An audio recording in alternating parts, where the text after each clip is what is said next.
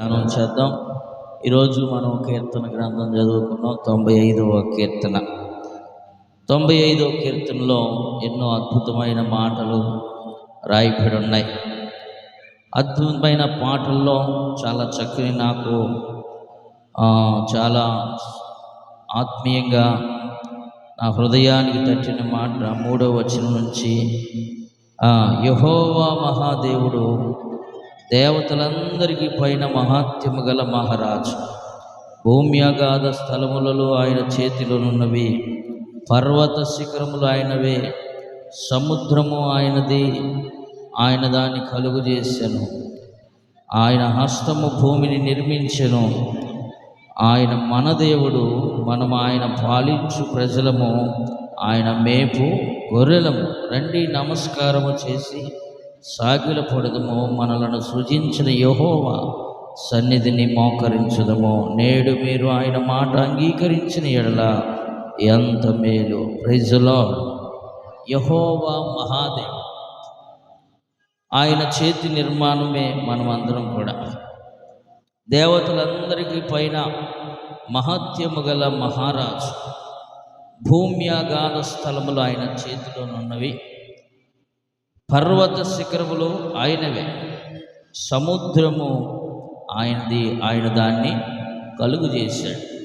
మనం సృష్టి ఆరంభం నుంచి కూడా ఆలోచన చేసినట్లయితే ఈ సృష్టి అంతా కూడా ఎలాగ సృజించబడింది, ఎలాగ నిర్మాణం చేయబడింది, అన్ని విషయాలు కూడా బైబిల్ గ్రంథంలో స్పష్టంగా మనము చదువుతాం.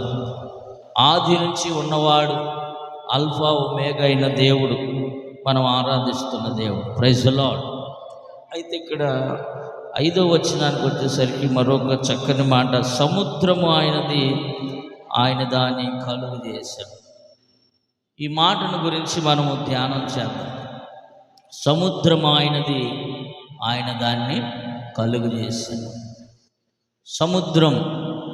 సముద్రం గురించి తెలియని వాళ్ళు ఎవరు లేరు. సముద్రం అంటే ఇంగ్లీష్లో అందరికి అర్థమయ్యే పదం బీచ్కి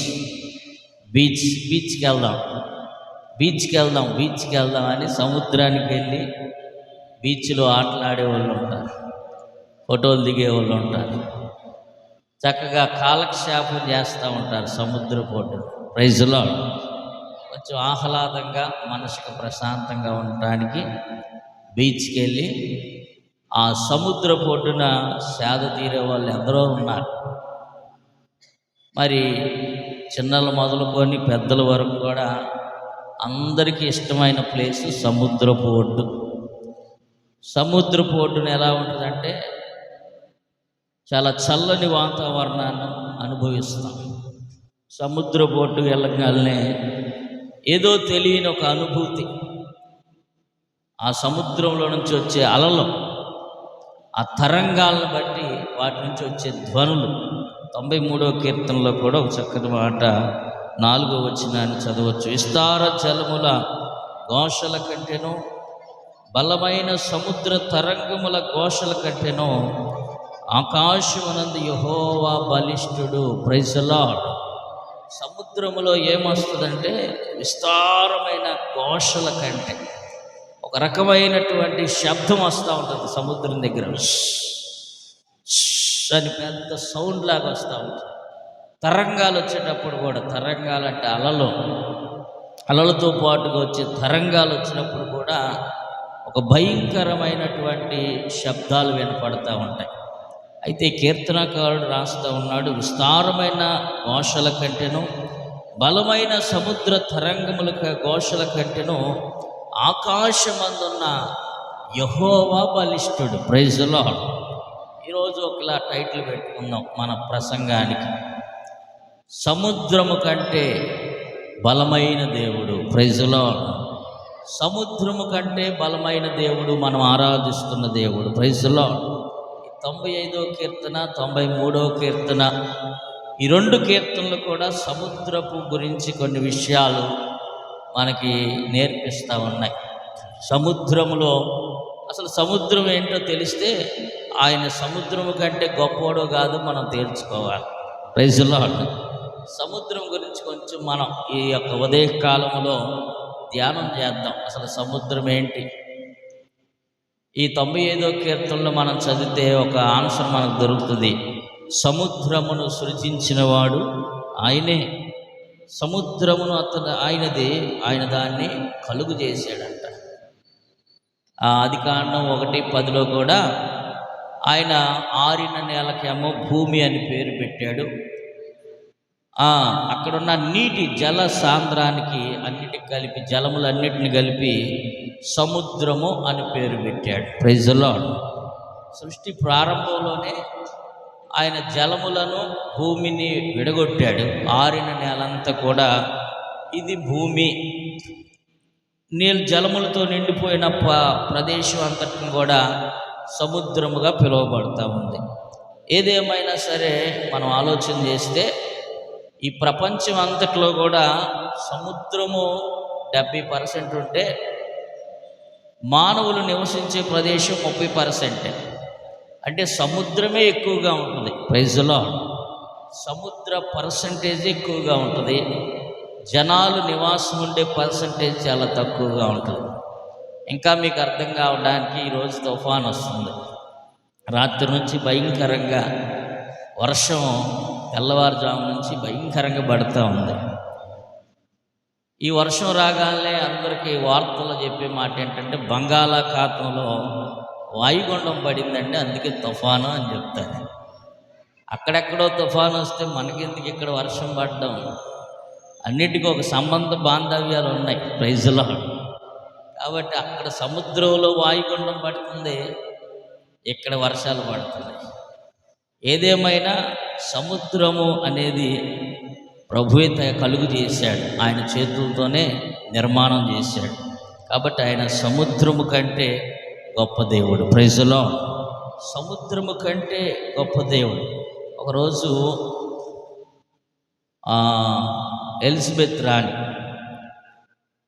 ఎలిజబెత్ రాణి ఆవిడ ఒక దేశానికి రాణిగా ఉంటున్నారు.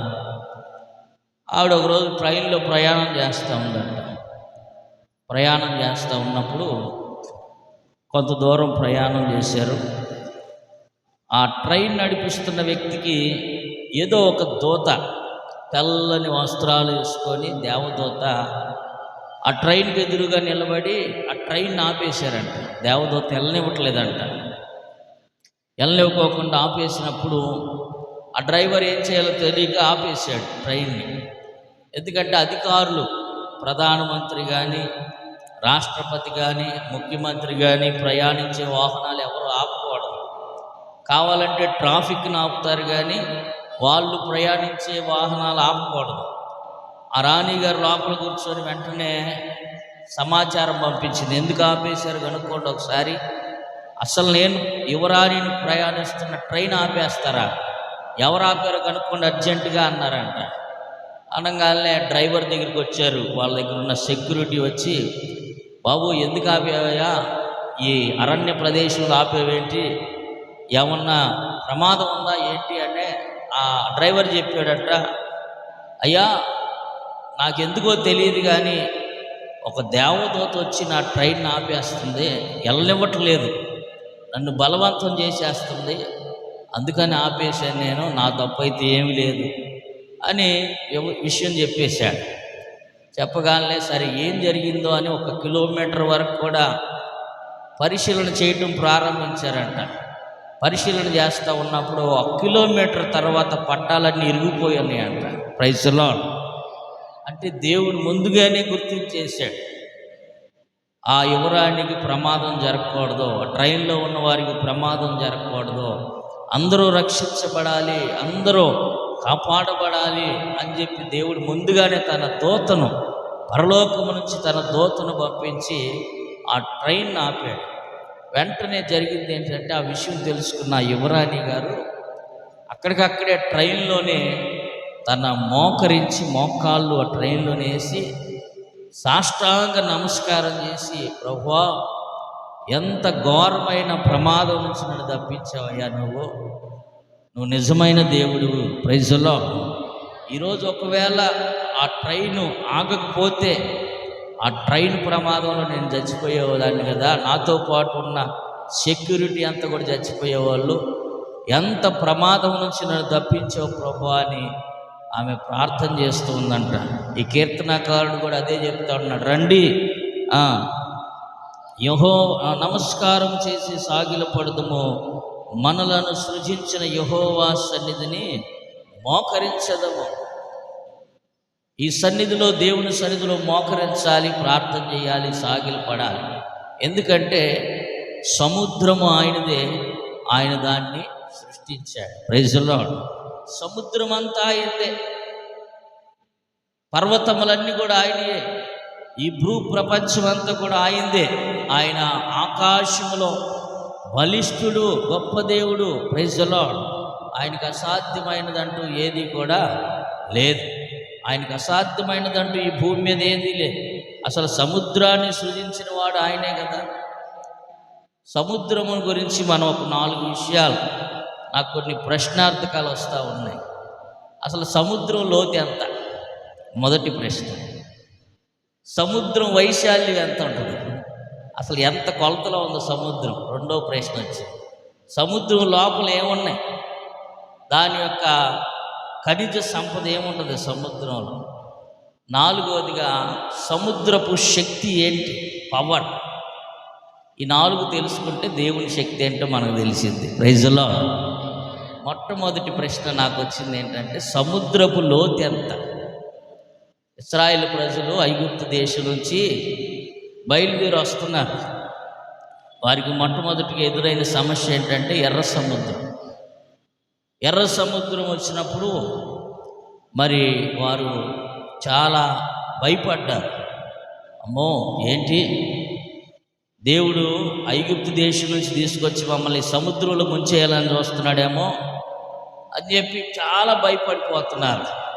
వెనకాల చూస్తే ఫరో సైన్యం పరిగెత్తుకొని వస్తూ ఉంది.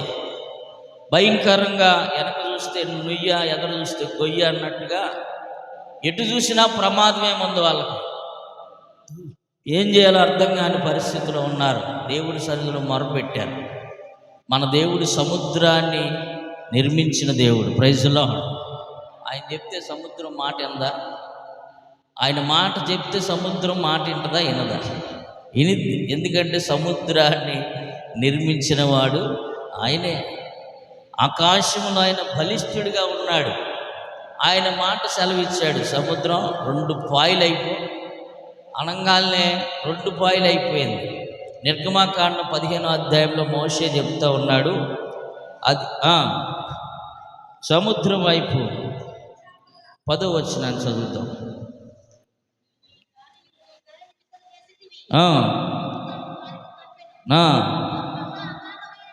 మహా అగాధమైన నీళ్లలో వారు శేషంలాగా మునిగిపోయారంట. Praise the Lord. ఆయన గాలిని విసరజేశాడు.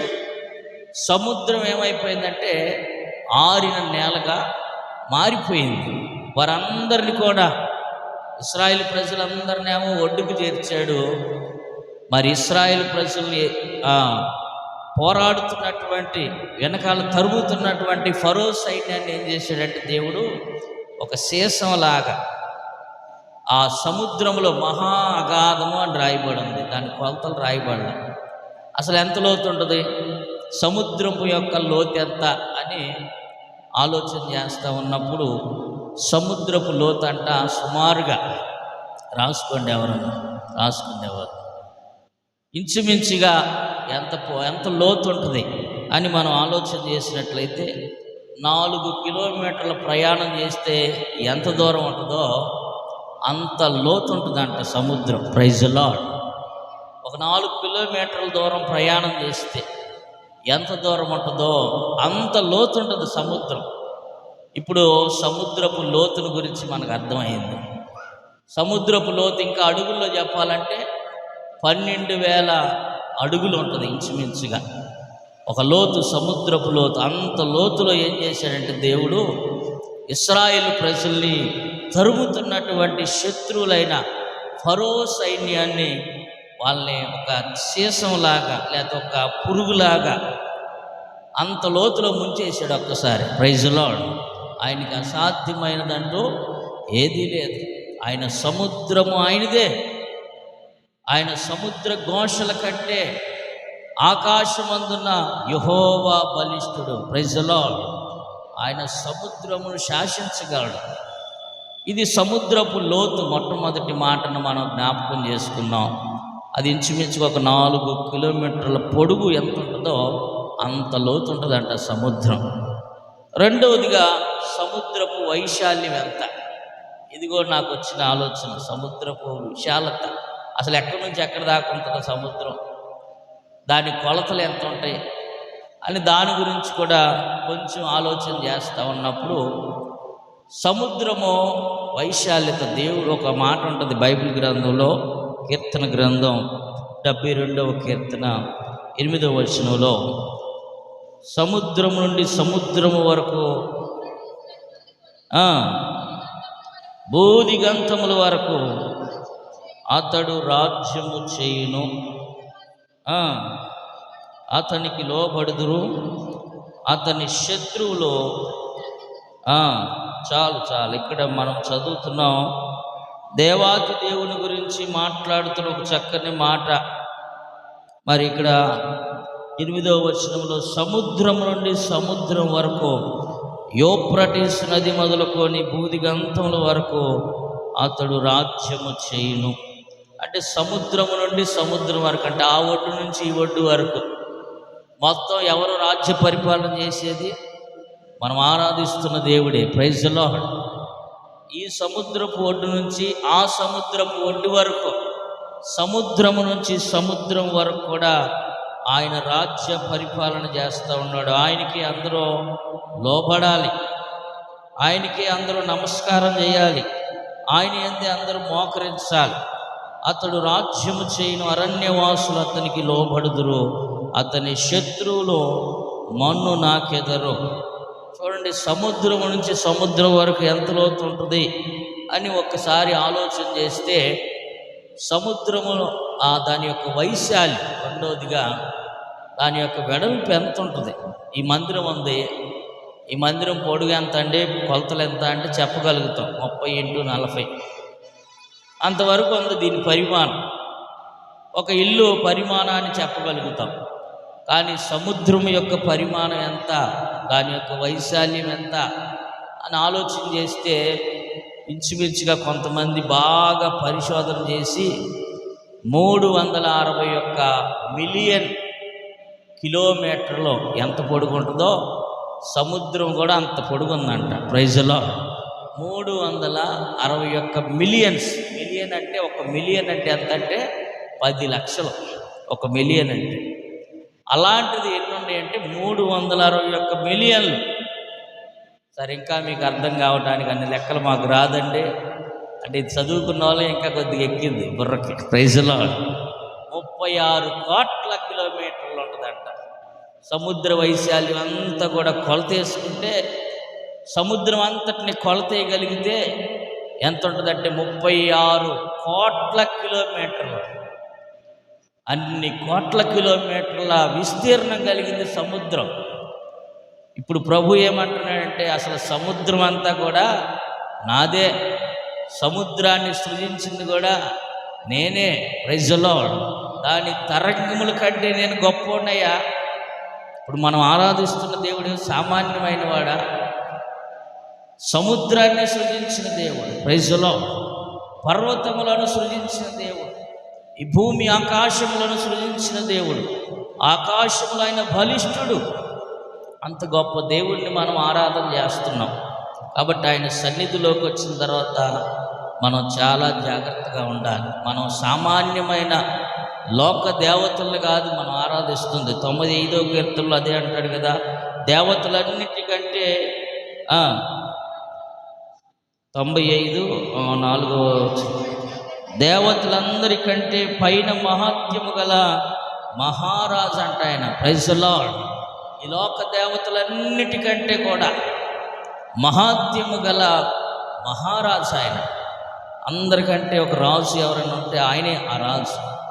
మనందరి మీద ఒక రాజు గారు ఉన్నారు, ఒక నాయకుడు ఉన్నాడు. అలాగే లోక దేవతలన్నిటికంటే మహాత్యము గల ఒక మహారాజుగా ఆయన ఉంటున్నాడు. Praise the Lord. ఈ లోక దేవతలన్నీ ఆయన ముందరా, ఈ లోక దేవతలన్నీ ఆయన ముందరా సాగిలపడి నమస్కరించి గడగడలాడును, సాగిలపడి నమస్కరించి గడగడలాడును. వంగని మోకాలన్నీ, వంగని మోకాలన్నీ యేసయ్య ఎదుట వంగిపోవును, యేసయ్య ఎదుట. యేసు రాజుగా వచ్చుచున్నాడు, లోకమంతా తెలుసుకుంటాడు. యేసు రాజుగా వచ్చుచున్నాడు, లోకమంతా తెలుసుకుంటాడు. రవి కొట్టితే చూడు రమ్యమైన, రవి కొట్టితే చూడు రమ్యమైన రారాజుగా వచ్చుచున్నాడు, రారాజుగా వచ్చుచున్నాడు. యేసు రాజుగా వచ్చుచున్నాడు, లోకమంతా తెలుసుకుంటాడు. ఈ లోక దేవతలన్నీ ఆయన ముందరా, ఈ లోక ఆయన ముందరా సాగిలపడి నమస్కరించి సాగిలపడి నమస్కరించి గడగడలాడేను. వంగని మోకాలన్నీ, వంగని మోకాలన్నీ యేసయ్య వంగిపోవును, యేసయ్య ఎదుట వంగిపోవును. యేసు రాజుగా వచ్చుచున్నాడు,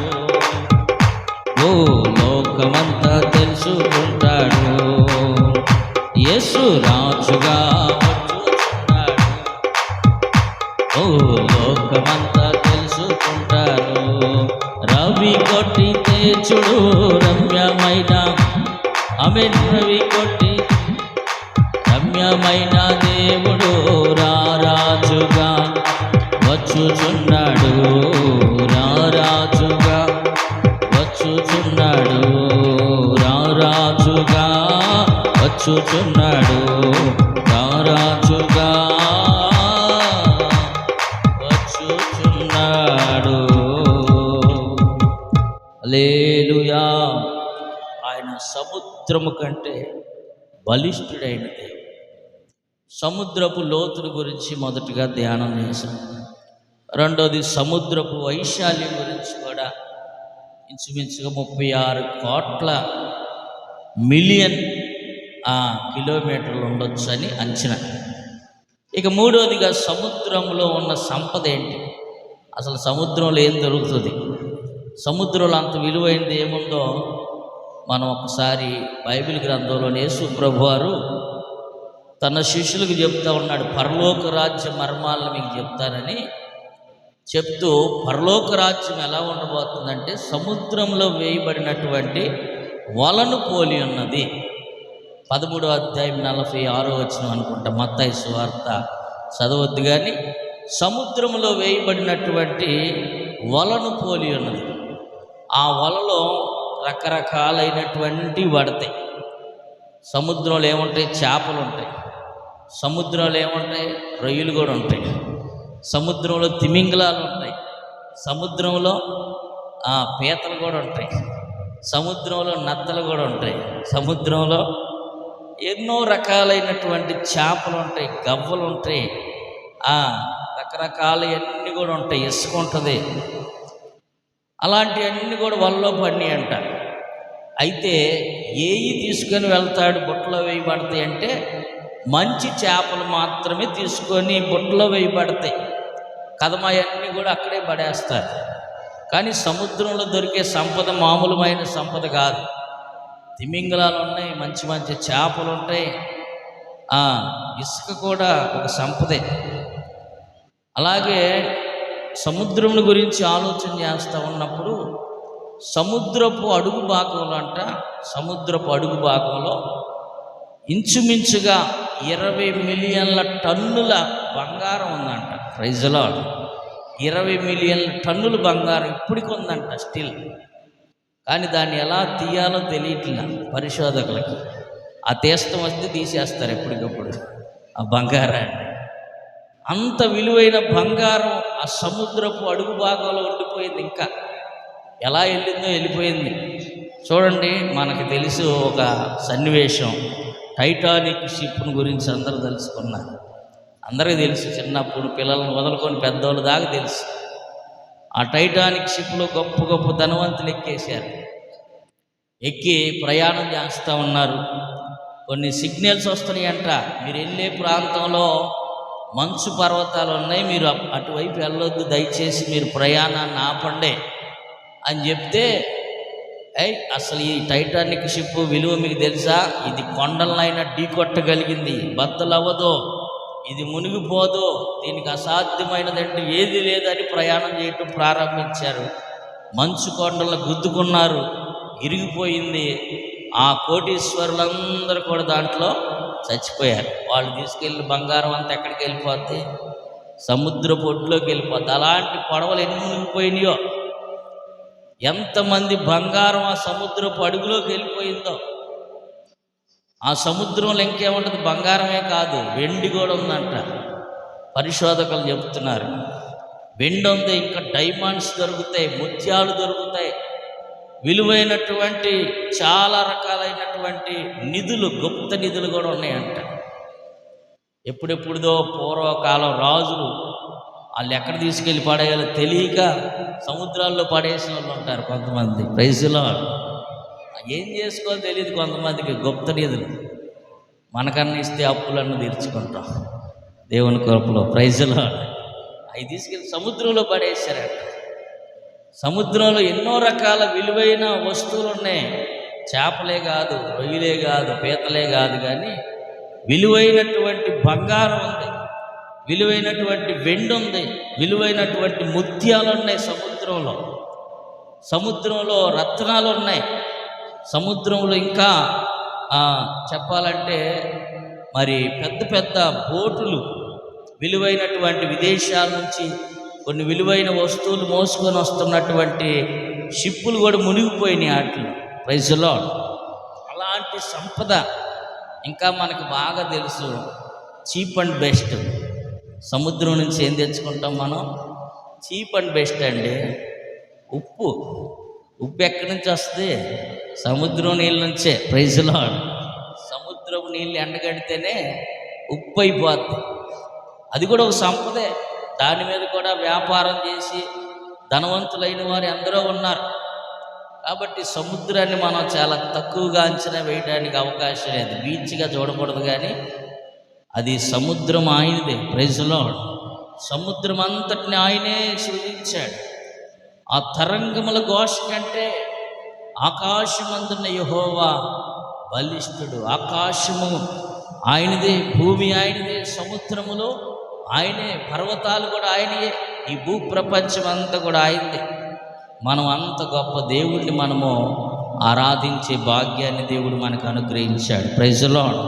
అందుకే కీర్తనకారుడు చెప్తున్నాడు, రండి నమస్కారం చేసి సాగిలి పడదాం, మనము సృజించిన యెహోవా సన్నిధిని మోకరించుదాం. దేవుని సన్నిధిలో మనం మోకరించాలి, దేవుని సన్నిధిలో నమస్కారం చేయాలి. దేవుని సన్నిధిలో మనం మోకాళ్ళు వేయటం చాలా మంచిది. ఆయన మనల్ని సృజించాడు, కాపాడుతున్నాడు, పోషిస్తున్నాడు. ఆ పైన కూడా మాటలు మనం చదవచ్చు. ఆయన మనల్ని పాలించు ప్రజలము, ఆయన మేపు గొర్రెలము. ఆయన మనల్ని పరిపాలిస్తున్నాడు, ఆయన మనల్ని మేపుతున్నాడు. Praise the lord. మనకి కావలసిన అనుదిన ఆహారాన్ని ఇచ్చి ప్రతిరోజు కూడా మనల్ని ఏ రోజు కూడా పస్తు లేకోకుండా ఆయన మనకి ఏ రోజు ఏ ఆహారం కావాలో ఆహారాన్ని పెట్టి చక్కగా ఆయన మనల్ని పోషిస్తున్నాడు, సంరక్షిస్తున్నాడు. కాబట్టి ఆయన్ని మనం అంగీకరించాలి. అయ్యా, నువ్వు నా కొరకు ఈ సృష్టి అంతటిని సృజించి నాకు ఇన్ని ఫెసిలిటీస్ ఇస్తే కనీసం నీ సన్నిధిలో నేను మోకరించలేకపోతున్నా, కనీసం నీ సన్నిధిలో నమస్కారం చేయలేకపోతున్నా, కనీసం నీ సన్నిధిలో ఒక్క దినము గడపలేకపోతున్నా అని మనం ఆలోచన చేయాలి. Praise the Lord. దేవుని సన్నిధిలో ఒక్క దినము గడుపుట 1000 దినముల కంటే శ్రేష్టమంట. ఒక్కరోజు దేవుని సన్నిధికి రావటానికి ఎంత ఇబ్బందో, ఎంత బలహీనతో, దేవుని సన్నిధిలో మోకరించడానికి, నమస్కారం చేయడానికి చాలా ఇబ్బంది పడిపోతూ ఉంటారు. చూడండి, ఒక ఆయన ఇలాగే ఆదివారం ఆరాధన జరుగుతుందంట. ఆదివారం ఆరాధన జరుగుతూ ఉన్నప్పుడు ఒక నాస్తికుడు అంటే అసలు నాకు దేవుడు అంటే నమ్మకం లేదు, దేవుడు నాకు ఏం చేశాడు, అన్నీ నాకు ఈ నష్టాలే జరిగినాయి అని ఇలాగ వాదించే వాళ్ళని నాస్తికులు అంటారు. క్రైస్తవుల్లో కూడా ఉంటారు అలాంటి నాస్తికులు. అన్ని జాతుల్లో కూడా ఉంటారు నాస్తికులు. అసలు దేవుడు నాకు ఏం చేశాడంట, ఎందుకు రావాలంట మందిరానికి, ఏమైద్ది వస్తే, ఏమన్నా అయిద్దా, ఇలాంటి ప్రశ్నలు అడిగే వాళ్ళు చాలామంది ఉంటారు. ఒక ఆయన ఇలాగే నాస్తికుడు, మందిరం జరుగుతుంది, వాక్యం చెప్తున్నాడు పాస్టర్ గారు, ఆయన అక్కడక్కడే తిరుగుతున్నాడు, ఏదో పని మీద వచ్చి అటు ఇటు తిరుగుతున్నాడంట. తిరుగుతున్నప్పుడు పాస్టర్ గారు అప్పుడే ఒక వాక్యం చెప్తున్నాడు. ఆదికాండ 24వ అధ్యాయంలో, యెహోవా వలన ఆశీర్వదించబడిన వాడా లోపలికి రా, బయట నిలవనేలా, నువ్వు బయట ఎందుకు తిరుగుతున్నావు అన్నాడంట. ఒకసారి అంటే సరిపోలా, 4-5 సార్లు అంటున్నాడంట. యెహోవా వలన ఆశీర్వదించబడిన వాడా లోపలికి రా, బయట ఏం చేస్తున్నావు, లోపలికి రా అని గట్టిగా ప్రసంగం చేస్తుంటే, అమ్మో పాస్టర్ గారు రన్నే పిలుస్తున్నాడని గబగబ లోపలికి వచ్చి కూర్చున్నాడు, కుర్చీలో కూర్చున్నాడు.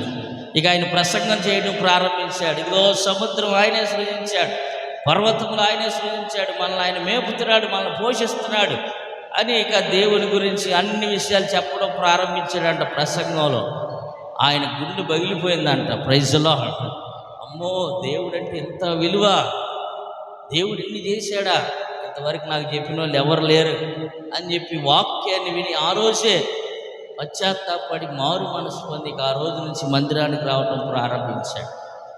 ఒక్క వాక్యం ఆయన జీవితాన్ని మార్చేసింది. Praise the Lord.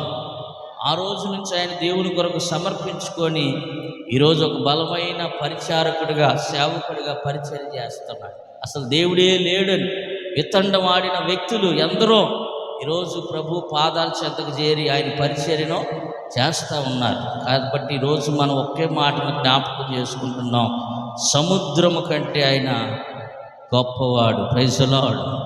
సముద్రము కంటే ఆయన బలిష్ఠుడు. ఆయన తరంగముల ఘోష కంటేనో, సముద్ర తరంగాల ఘోష కంటే ఆకాశమందున యెహోవా బలిష్ఠుడు, ఆయన గొప్పవాడు. ఆయనే సముద్రాన్ని సృజించినవాడు, ఆయనదే సముద్రము. రెండవదిగా సముద్రపు లోతును కూడా మనం జ్ఞాపకం చేసుకున్నాం. ఇశ్రాయేలు ప్రజలందరినీ ఆ సముద్రపు అడుగు భాగంలో ఆ ఫరో సైన్యాన్ని ముంచేసిన దేవుడు. మూడవదిగా ఆ సముద్రపు వైశాల్యాన్ని కూడా, విస్తీర్ణం, సముద్రం మొదలుకొని సముద్రం వరకు కూడా ఆయనే రాజుగా ఉండి పరిపాలన చేస్తున్నాడు. Praise the Lord. నాలుగవదిగా సముద్రపు సంపదల గురించి కూడా తెలుసుకున్నాం. ఆయన సర్వ సంపదల గని. సముద్రంలో ఏముందంటే బంగారం ఉంది, విలువైన కోట్ల మణుగుల బంగారం ఉందంట, వెండి ఉంది, ముత్యాలు ఉన్నాయి. ఇగో సముద్రంలో రకరకాలైన చేపలు ఉన్నాయి, రకరకాలైన విలువైన వస్తువులు ఉన్నాయి, చాలా విలువ కలిగిన ఇసుక, ఉప్పు. ఆ గనిని మనం తవ్వే కొద్ది వస్తూనే ఉంటుంది సంపద. సముద్రము అంతా కూడా ఒక సంపదల గని. ఆ గనిని సృజించిన వాడే మనం ఆరాధిస్తున్న దేవుడు. Praise the Lord. చివరికి ఒక్క మాటను మీకు జ్ఞాపకం చేస్తా. అసలు సముద్రము శక్తి ఏంటి? ఆ సముద్రపు తరంగాలతోనే ఆ తరంగాలతోనే కరెంటును తయారు చేస్తారంట. Praise the Lord. ఈ కరెంట్ ఇప్పుడు మనం వాడుతూ ఉన్నాం. ఈ పవర్ ఎక్కడ సృజించబడుతుంది, ఈ పవర్ ఎక్కడి నుంచి వస్తుంది అంటే ఆ నీటి ప్రవాహంలో నుంచే కరెంటును తీస్తూ ఉంటారు, సముద్ర ప్రవాహాల నుంచి. ఒక మాట మీకు బైబిల్ గ్రంథంలో ఒక మాటను చూపించి ప్రార్థన చేసుకుందాం. మార్కు సువార్త 4వ అధ్యాయము 39వ వచనాన్ని.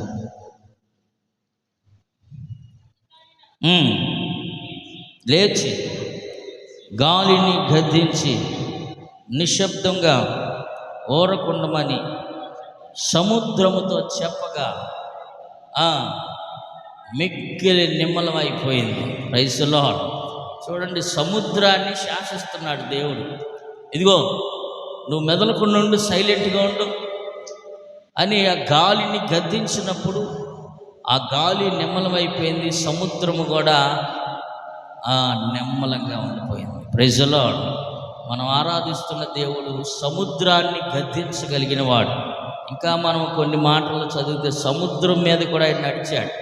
గలిలయ సముద్రం పైన ఆయన నడిచాడు, సముద్రాన్ని శాసించాడు, సముద్రమును ఆజ్ఞాపించాడు.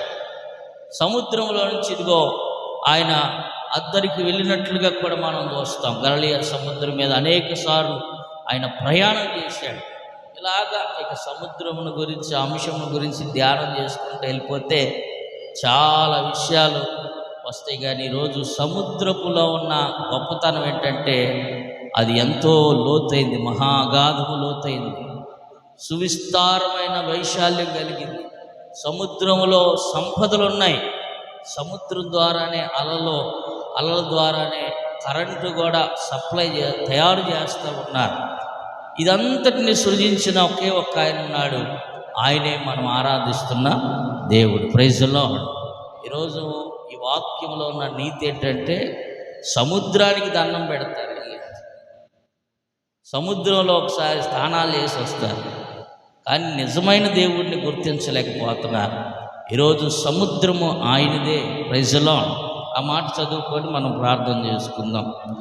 సముద్రము ఆయనది, ఆయన దానిని కలుగు చేశాడు. సముద్రంలో ఆయనదంటే సముద్రంలో ఉన్న సంపదలన్నీ కూడా ఆయనయే. ఆయన మనకు ఆ సంపదలన్నీ ఇస్తానంటున్నాడు. ఆయన పోషించే దేవుడు, సంరక్షించే దేవుడు. కాబట్టి ఆ సముద్రము కంటే గొప్ప దేవుడు మన మధ్యలో ఆయన ఉన్నాడు. ఆయనే మహిమ కలుగునుగాక. ఈ మాటలు దేవుడు దీవించి మన వినికిడిలో ఫలింప చేయునుగాక. అందరం కూడా లేచి నిలబడదాం.